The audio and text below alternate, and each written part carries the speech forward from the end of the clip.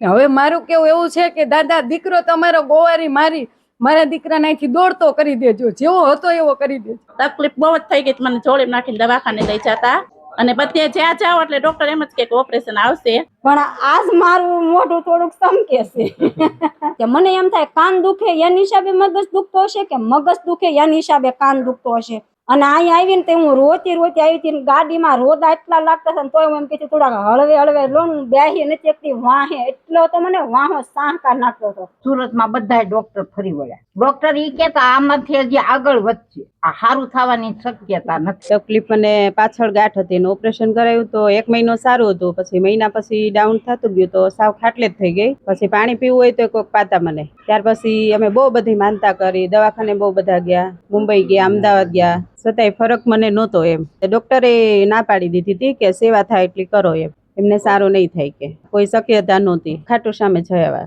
અમે ગયા હતા યુપીમાં મનોનાથ ધામ, તોય ફરક ના પડ્યો. તકલીફ મને હતી કે સાલમાં હુર આવીને અને 4 જણા ઉસકીને ગાડીમાં બેસાડે, 4 જણા લઈને પાછી ગાડીમાંથી લઈ મને, એવી રીતના હતી. તોય ફરક ના પડ્યો. પોતે કાકાબડિયા દાદા છે ને એ ખાટુ શામ જ છે, પણ અહીંયા દાદાએ મને અઠવાડિયામાં ફરક પાડી દીધો. ગામડે આવીને પછી માનતા લીધી કાકાબડિયા દાદાની, ત્યાર પછી ફરક પડતો ગયો મને. પાણી પીવું હોય તો પાય મને હાથ, કારણ કે ઓછો ન થતો, અધર હાથ વહી ગયો હોય પછી બાજુ આવે તો ત્યારે પછી હાથ મને નીચે મૂકે, હાથ પણ ઊંચો ન થતો. અત્યારે હું ચાલીને આવી છું, ફેર મને અઠવાડિયામાં ફરક પડતો ગયો હતો. આ બધું અત્યારે ઓકે છે. એકલા હાથે હલાય, એકલા કામ થાય, રસોઈ બનાવી તો થોડી ઘણી થાય રસોઈ. પાછળ મને એક ગાંઠ હતી અહીંયા, એનું ઓપરેશન કરાવ્યું હતું. હવે 1 મહિનો સારું રહ્યું, પછી મહિના પછી તો હાવ ખાટલે જ થઈ ગયા. ગામડે 2 મહિના રહી, ત્યાર પછી મેં રીલ્સ જોઈ ફોનમાં, તો હુતા જોતી હતી તો દાદાને કીધું તમે બધાના કામ કરો છો તો મારું કામ નહીં કરો આટલું, એમ. એટલે ત્યાર પછી મને ફરક પડતો ગયો. આ મારી દીકરી છે, એ અહીંયા ઓપરેશન કર્યું, પછી 15 દિવસ 3 માળના દાદર ચડી,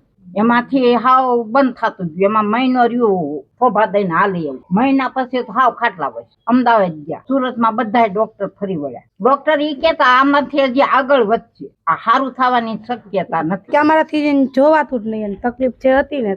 પછી અમારા ઘરના છે એને મને કીધું તું કઈક ઉડીસા બેન ની માનતા કરી. એમ મેં કીધું આપણે તો એની શું માનતા કરીએ, એમ કીધું મંદિરે જઈ ભોળાનાથના તો પ્રાર્થના કરીએ કે ભાઈ એને સારું કરી દેજો, એમ. અને હું ત્યાંથી જળ લઈ આવતી એના માટે, બીલીપત્ર લઈ આવતી કે તમે જળ પીવો અને બીલીપત્ર તમારી પાસે રાખો, એમ. પછી 11મા મહિનામાં ગામડે વયા ગયા. પછી અહીંયા મેં 12મા મહિનામાં હું અચાનક આમ રીલ્સ ફોન જોતી તો રીલ્સ આડી આવી. પછી આ બધાના વિડીયો જોતી હતી તો મને એમ થયું કે નહીં માનતા કરાય, એમ. પછી મેં આ બેનની માનતા કરી, એ બેન ને સારું થઈ જાય તો હું અમે માનતા ચડાવવા આવશું, હાલી હકશે ને ત્યારે. ગાડીમાંથી ચાલીને અહીંયા પહોંચી ગયા, એમ. અત્યારે હાજર થઈ ગયા, એમ. સારું થયું હોય તો દુઆથી ન થયું છે, કોઈ ડોક્ટરે તો ના જ પાડી હતી કે કોઈ શક્યતા નથી એમ સારું થાય. અંદરથી વિશ્વાસ હતો કે કોઈ દેવસ્થાન મને સારું કરશે ખરા, ઊભી કરશે ખરા. મને અંદરથી એટલો વિશ્વાસ હતો કે મારા છોકરાના ભાગમાં જો એની માં હશે ને તો કોઈ દેવસ્થાન મારે સામું જોશે તે. મને ડોક્ટર ઉપર કોઈ વિશ્વાસ નથી, કોઈ દવા ઉપર વિશ્વાસ નથી, મને દેવી દેવતા ઉપર જ વિશ્વાસ છે.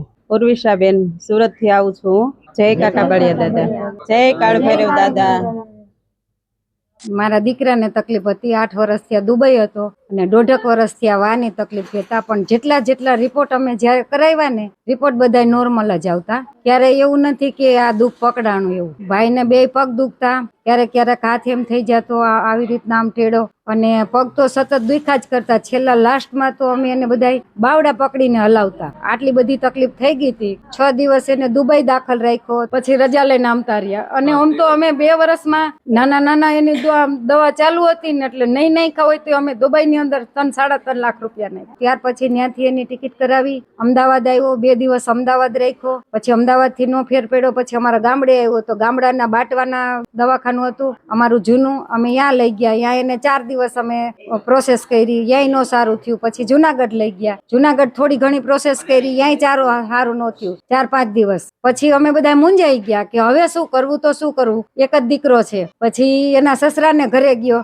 ત્યાં 2 દિવસ ગામડાના ડોક્ટરે ટ્રીટમેન્ટ કરી એની. પછી એને કીધું કે હવે આને રાજુલા લઈ જાઓ. પછી અમે રાજુલા લઈ ગયા. ભાઈનો મને ફોન આવ્યો, મમ્મી મને રાજુલા દાખલ કર્યો. તો મારા આપ તૂટે એવી રીતના હું રડી. તો મારા બેને કીધું મને કે બેન તું રડમાં, કાકાબડિયા દાદા તારા છોકરાને સારું કરી દેશે. મારા બેને માનતા કરી, ઈ કે હું ઈ કે મુદતે માનતા મૂકું છું તો તારા દીકરાને લઈ જાજે અને કે માનતા ઉતારી આવજે. મેં કીધું વાંધો નહીં. પછી 3 દિવસ રાખ્યો, બધી એની ટ્રીટમેન્ટ કરી, રિપોર્ટ કર્યા અને પછી ત્યાંથી એને દવાઈ લાગુ પડી ગઈ અને રિપોર્ટમાં જે કાંઈ હતું એ બધું બતાવ્યું. અને આજે છેલ્લા એમ માનો ને કે 25 દિવસ થયા, એમાં એ હાલતોય થઈ ગયો અને અહીંયા સુધી અમે ગાડી હાંકીને આવ્યા છે.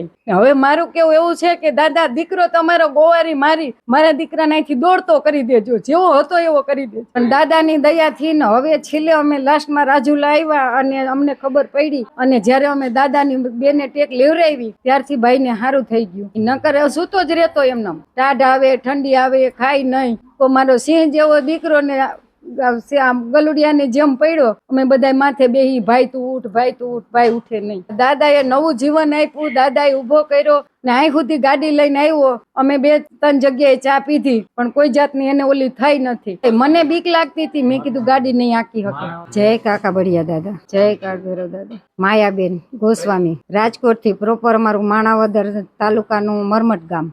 તકલીફ મને કમર બહુ દુખતી, બે ગોઠણ અને જમનું આખું અંગ જ દુખતું. ખાલી ડાબો હાથ એક જ હારો હતો. તકલીફ 18 વર્ષથી હતી મને. હું ઊભી જ ન થઈ શકતી, રોતી, એક ડગલું નો હાલી શકતી. હાવ તકલીફ બહુ જ થઈ ગઈ. મને જોડે નાખીને દવાખાને લઈ જતા અને બધે જ્યાં જાઓ એટલે ડોક્ટર એમ જ કે ઓપરેશન આવશે.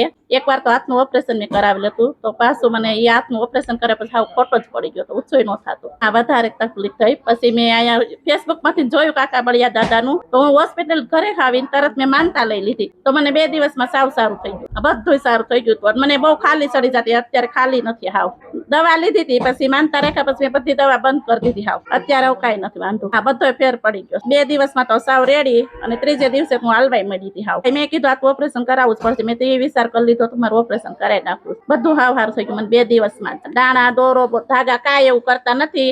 આપણી રીતે જ આપણે માનતા લેવાની છે.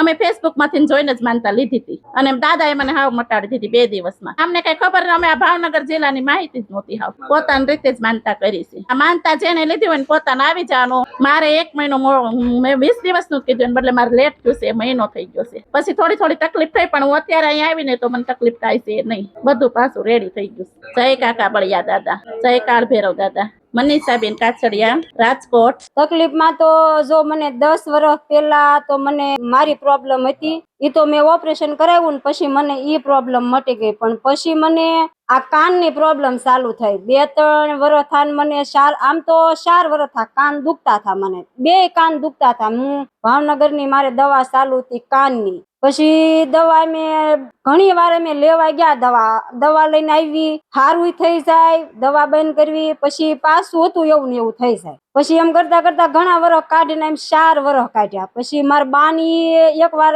એને વિડીયો જોયો છે ફોનમાં, એટલે એને હાથ દુખતો હતો. ઈ અહીંયા માનતા કરવા આવ્યા. ઈ કે કાકા બળિયા, ઈ કે ના કે બેન ફોનમાં આવે, તેમ ફોનમાં જોતા નથી. અમે તો બીજું બધું જોઈ, આવા વિડીયો અમુક આવે એવા તો ઘણા આવતો, એટલે આપણે કઈ બહુ એમાં રસ ન બહુ લેવી. તે મેં કીધું ભાઈ એવી તો બા હાલાસ કરે. હું કહું એવું તો ભાઈ બધે હોય, શ્રદ્ધા બધે છે, આપણે એમ નથી કેતા કે ન હોય. પણ મેં કીધું મેં તો કોઈ દિન એવો વિડીયો જોયો નથી. અને કનાડ તો અમારે આ રસ્તો છે, અમારે સિંહોર ને મેં જાવી, પણ મેં કોઈ દેવું સાંભળ્યું નથી. તે કે તું ક્યારેક જાજે ને, આ બહુ હાથ છે. તો તમને શું સારું થઈ ગયું? તે કે મને હાથ સારો થઈ ગયો. મને એવી બીમારી નથી, મને તો કાન દુખે, બહુ કાન દુખે 2, પછી આ અંદરના બધા દાંત દુખે ઈ અને પેઢા દુખે. એ બધા એમના પ્રોબ્લેમ, મોઢાનું, પછી મગજનું, તો મગજ તો બહુ જ દુખતો. એ આ કાનના હિસાબે. મને એમ થાય કાન દુખે એની હિસાબે મગજ દુખતો હશે કે મગજ દુખે એની હિસાબે કાન દુખતો હશે. એમાં મારા બાની આ માનતા કરવા આવ્યા અને અહીંથી સીધા એ મારા ઘરે આવ્યા ને મેં સા કરી ને ઘડીક બેઠા. પછી મારા બા ને મેં વાત કરી. હું કહું સનબા મને કાન બહુ દુખે છે. મેં તો આ દવાખાને ગઈ હતી, જો આ ટીપાઈ લાવીને કહું મેં ક્યાં છે. તે મને કે તું ન્યા કે ટીનું કાન ની માનતા કરીને.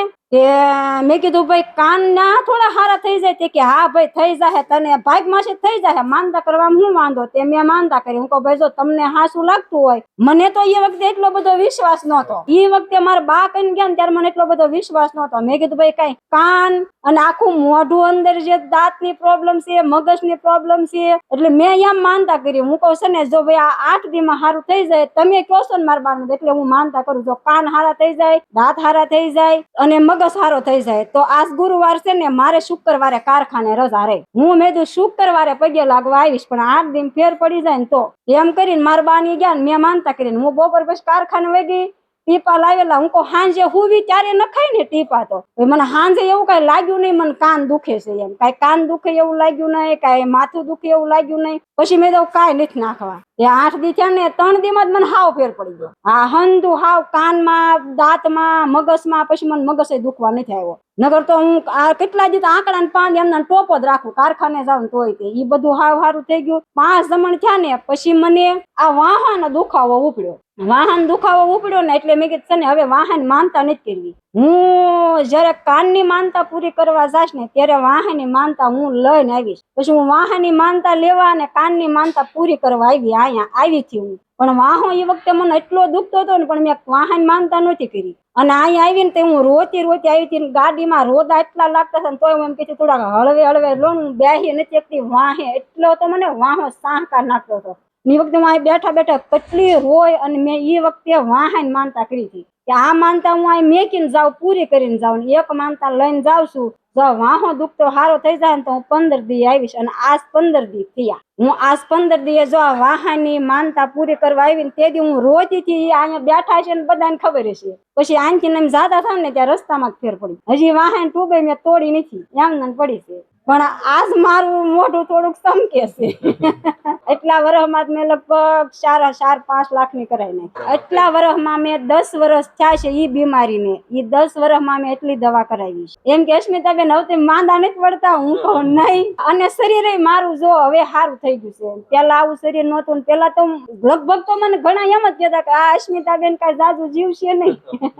હવે મને તો સારું લાગે. અને હવે તો હું હોય ને દવા તોય નથી પીતી. આટલી શ્રદ્ધા. એક દર્દ નહીં, હું તો એમ કહું બધા દર્દ હારા થાય છે. મને એ કાર્ય કેટલા જો કાનના હારા થઈ ગયા, મગજના હારા થઈ ગયા. પછી દાંત અંદરના બધા દુખતા હતા, એ બધા અંદરના દાંત હારા થઈ ગયા. પછી પેઢા દુખવા આવતા હતા, એ પેઢા હારા થઈ ગયા. 8 દીમાં શ્રદ્ધા રાખવી તો કામ થાય. નકર તો જો ઘણા એમ હજી મારી હારે બેહવા વાળા જો આપણે કોઈને કહેતા નથી. મારી હારે આપણી હારે ઘણા થતા હોય એમ કે મારે માનતા છે પણ મને હજી બહુ ફેર નથી પડ્યો. પણ હું તો મારું તો એવું માનું કે આપણે માનતા કરવી તો ટાઈમે કરવી તો કામ થાય. પછી આપણે આપણો ટાઈમ લઈને જાવું કે મને ટાઈમ મળશે ને ત્યારે જાશ. અત્યારે બધા ધંધાથી થઈ ગયા, હંધાઈ ટાઈમ પરવારે આવે હંધાઈ. આ ગયા ગુરુવારે ને ઓલા ગુરુવારે મારે માનતા હું લેવા આવી હતી અહીંયા. હવનું સારું કરજો ને જેવું મારું દુઃખ ભાંગે ને એવું તો હું એમ કહું આમાં બધા દુખિયારા જ છે. માને એનું પૂરું કરશો ને નો માને ને એનું પૂરું કરશો. શ્રદ્ધા બધાયને મનથી હોય, પણ કોઈક વધારે માનતું હોય, કોઈક ઓછી માનતું હોય. પણ જે ઓછું માને એની પૂરી કરજો. હું તો એમ કહું કોઈક આવી કે ન આવી કરે ભલું કરજો. કાકા બળિયા દાદા મારું ભાંગ્યું એવું બધાયનું ભાંગજો. જય કાકા બળિયા દાદા. અસ્મિતાબેન, પાલીતાણા.